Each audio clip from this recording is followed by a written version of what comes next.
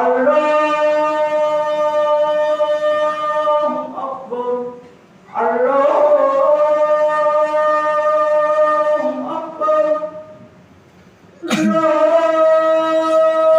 ilaha illallah.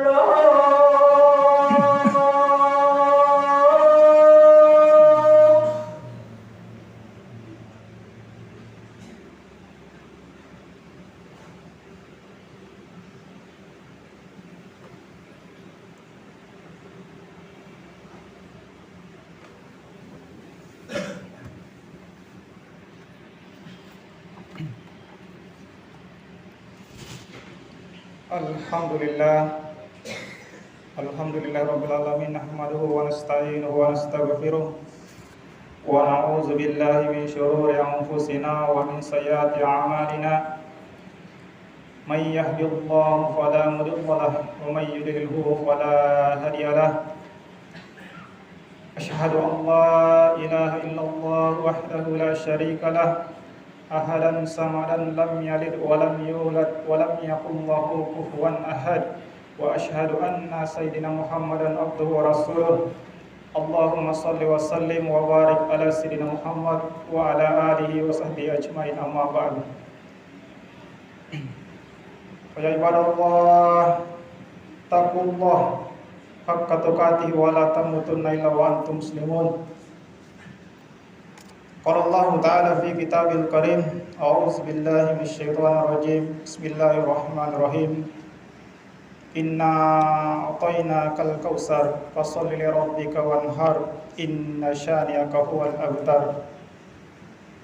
Qala Rasulullah sallallahu alaihi wasallam fil hadis, man ahya sunnati faqad ahabbani wa man ahabbani kana ma'ya fil jannah. Shadaqallahul azim. Hadirin kaum muslimin sidang jamaah Jumat yang insyaallah sama-sama dimuliakan dan dirahmati oleh Allah Subhanahu wa taala. Alhamdulillah, lagi kita bersyukur kepada Allah Subhanahu wa taala, di mana pada hari Jumat yang mulia ini Allah Subhanahu wa taala masih melimpahkan begitu banyak nikmatnya kepada kita semua. Nikmat kesempatan, nikmat kesehatan, dan yang paling penting adalah nikmat hidayah. Sehingga dengan hidayah ini maka Allah Subhanahu wa taala masih hadirkan kita di tempat yang paling mulia, di tempat yang paling dicintai oleh Allah Subhanahu wa taala atas permukaan bumi ini, yaitu di masjid, di rumahnya Allah Subhanahu wa taala, untuk membuktikan kehambaan kita kepada Allah Subhanahu wa taala. Selaku khatib, dengan segala kekurangan dan kerendahan hati, kami mengajak kepada semua jemaah, terutama diri pribadi saya sendiri, marilah kita sama-sama bertakwa kepada Allah Subhanahu wa taala. Takwa yang sebenar-benarnya takwa, yaitu kita melaksanakan daripada perintah-perintah Allah Subhanahu wa taala dan kita tinggalkan larangan-larangan Allah Subhanahu wa taala. Karena dengan takwa inilah, kalau kita bertakwa kepada Allah Subhanahu wa taala, maka Allah Subhanahu wa taala akan memberikan kita kebahagiaan di dunia yang sementara ini, lebih-lebih lagi nanti di akhiratnya insyaallah. Jamaah Jumat yang dimuliakan Allah Subhanahu wa taala, Allah Subhanahu wa taala berfirman di dalam hadis qudsi. Apa kata Allah Subhanahu wa taala dalam firman-Nya? Wahai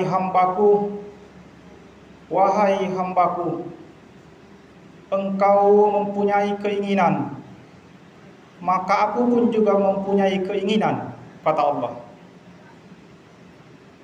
Jika engkau hambaku memenuhi daripada keinginan-keinginanku, maka aku Allah akan memenuhi daripada keinginan-keinginanmu. Tapi jikalau engkau tidak memenuhi daripada keinginan-keinginanku, maka aku Allah akan menyusahkan kamu, akan memberikan kamu kesusahan-kesusahan untuk mendapatkan apa yang kau inginkan, dan tetap keinginanku yang akan berlaku. Jadi dalam firman Allah Subhanahu wa taala ini mengandung hikmah bahwa apapun keinginan-keinginan kita itu kita serahkan kepada Allah Subhanahu wa taala dan kita fokus melaksanakan apa yang diinginkan oleh Allah Subhanahu wa taala. Jikalau kita sudah melaksanakan apa yang diinginkan oleh Allah, maka Allah Subhanahu wa taala akan memberikan apa yang kita inginkan. Salawat serta salam tak lupa pula kita kirimkan kepada junjungan kita Nabi besar Muhammad sallallahu alaihi wasallam, yang mana syafaatnya yang kita harap-harapkan, yang kita nantikan nanti di akhirat kelak. Amin ya rabbal alamin. Sallallahu ala Muhammad, sallallahu ala Muhammad, sallallahu ala Muhammad. Jamaah Jumat yang dimuliakan Allah Subhanahu wa taala, saat ini kita sudah berada di bulan Zulhijjah, salah satu dari 4 bulan haram, bulan yang dimuliakan oleh Allah Subhanahu wa taala. Karena di dalam bulan Zulhijjah ini, disinilah terkumpul semua daripada induk daripada ibadah-ibadah. Ada ibadah sholat, ibadah puasa, ibadah haji, dan ibadah sedekah. Dan hari ini tepat tanggal 6 Zulhijjah. Insyaallah jika Allah Subhanahu wa taala masih memberikan kita umur, maka sebentar lagi pada tanggal 10 Zulhijjah atau bertepatan tanggal 20 Juli 2021 kita akan merayakan hari raya Idul Adha, atau biasa kita juga kenal dengan hari raya Kurban Lebaran Haji. Jamaah Jumat yang dimuliakan Allah Subhanahu wa taala, setelah kita selesai melaksanakan salat Idul Adha, maka amalan selanjutnya adalah penyembelihan hewan kurban.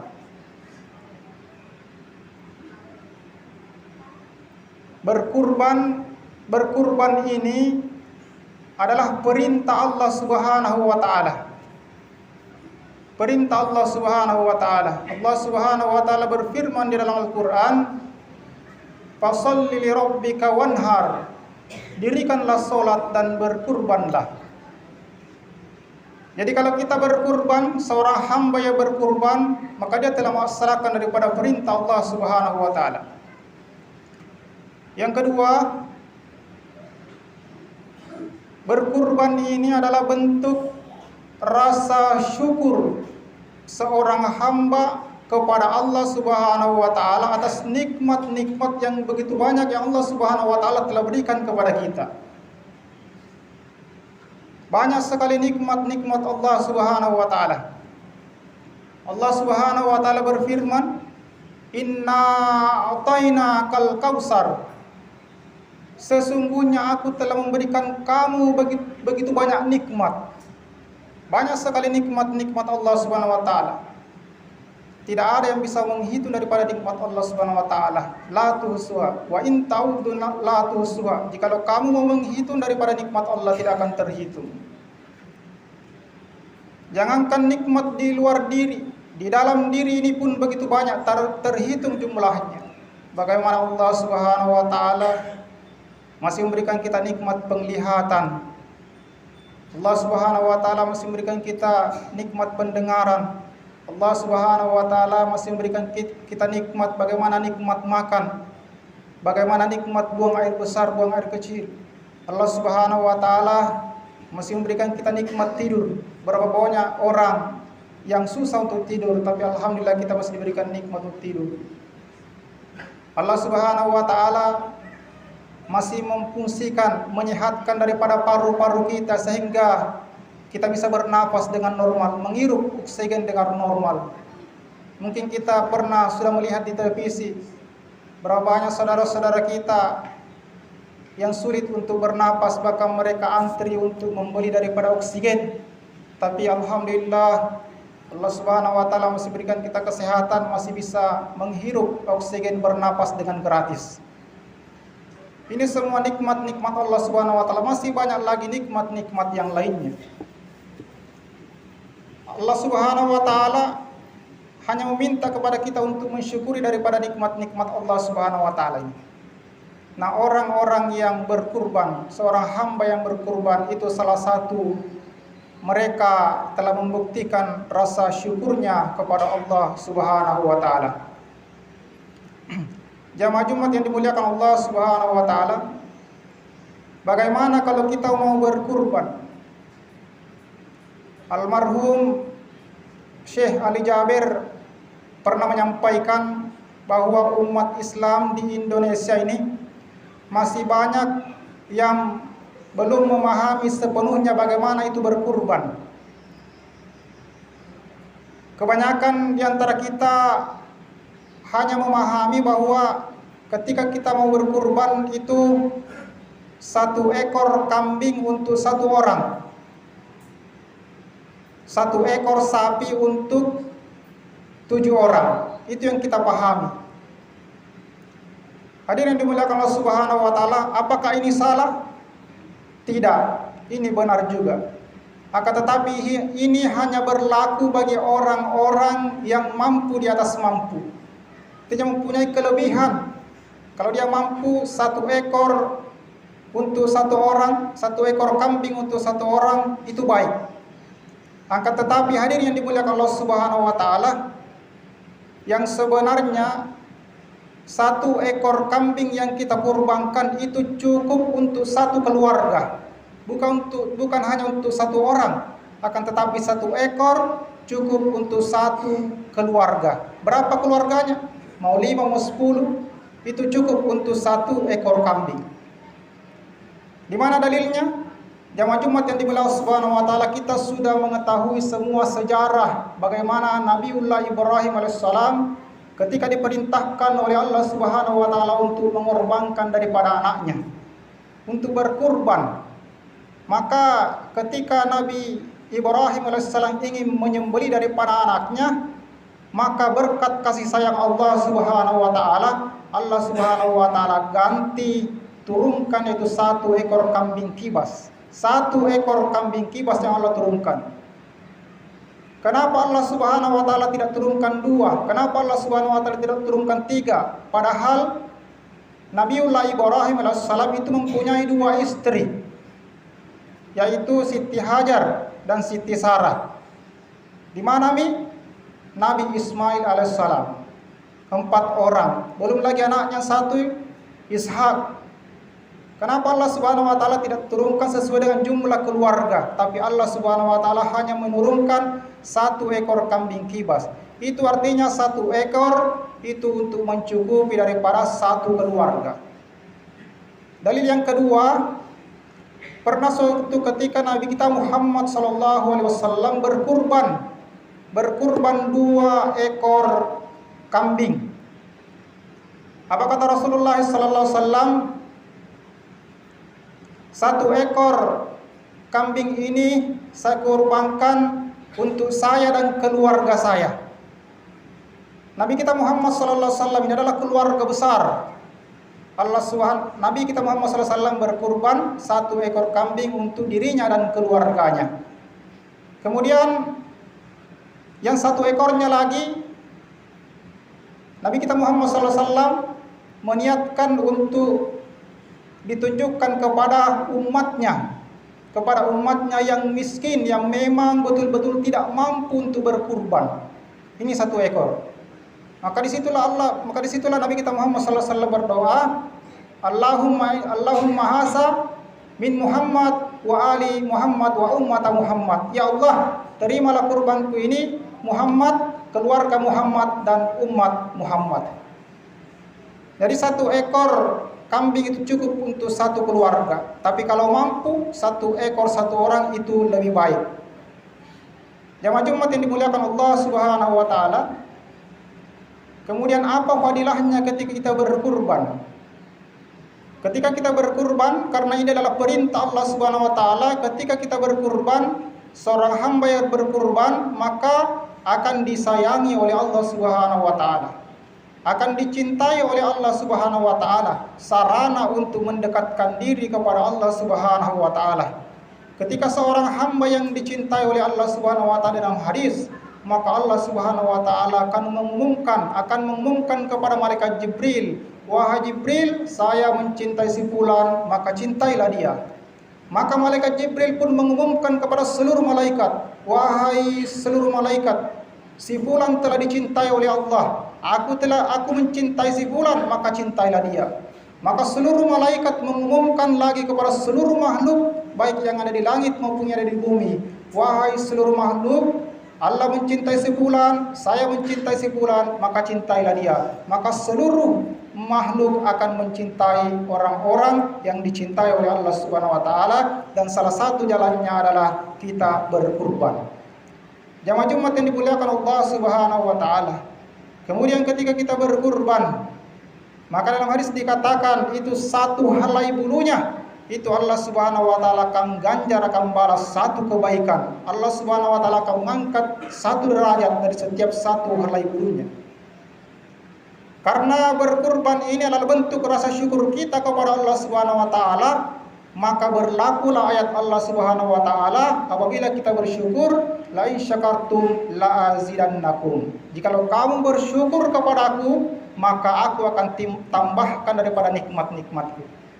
Bagaimana ketika Nabi Ibrahim alaihissalam, ketika dia berkurban mengorbankan daripada Nabi Ismail, tapi berkat kasih sayang Allah Subhanahu wa taala, maka Allah Subhanahu wa taala tidak mengizinkan Nabi Ismail untuk dikorbankan, akan tetapi niatnya Nabi Ibrahim sudah diterima oleh Allah Subhanahu wa taala, sehingga disitulah Allah Subhanahu wa taala tambah nikmatnya kepada Nabi Ibrahim alaihissalam, sehingga yang terjadi bagaimana anaknya ini Ismail menjadi seorang nabi dan keturunan-keturunannya adalah seorang nabi, bahkan keturunannya salah satunya adalah nabi kita tercinta, yaitu Nabi besar Muhammad sallallahu alaihi wasallam.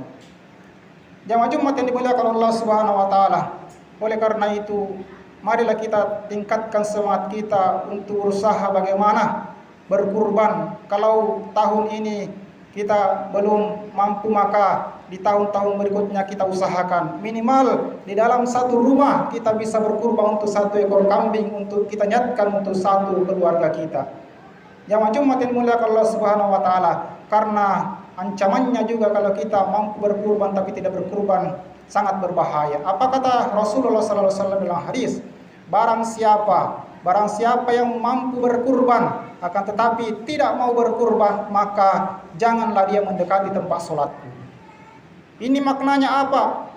Maknanya adalah percuma kita sholat, percuma kita berpuasa kalau kita mampu berkurban tetapi kita tidak berkurban. Fawailul lil musallin, celaka orang-orang yang sholat. Ara'aital ladzi yukadzibu biddin, dusta, tahukah kamu orang yang dusta agamanya? Yaitu orang-orang yang tidak mau membantu fakir miskin. Jamaah Jumat yang dimuliakan Allah Subhanahu wa taala, oleh karena itu kita berdoa kepada Allah Subhanahu wa taala, mudah-mudahan kita diberikan kemampuan untuk berkurban sehingga kita diridhoi oleh Allah Subhanahu wa taala dalam kehidupan dunia ini, lebih-lebih lagi di akhirat nanti insyaallah. Barakallahu li wa lakum fil Qur'an azim wa nafa'ani wa iyyakum bima fihi minal ayati wassikril hakim wa taqabbal minni wa minkum tilawatahu innahu huwal ghafurur rahim.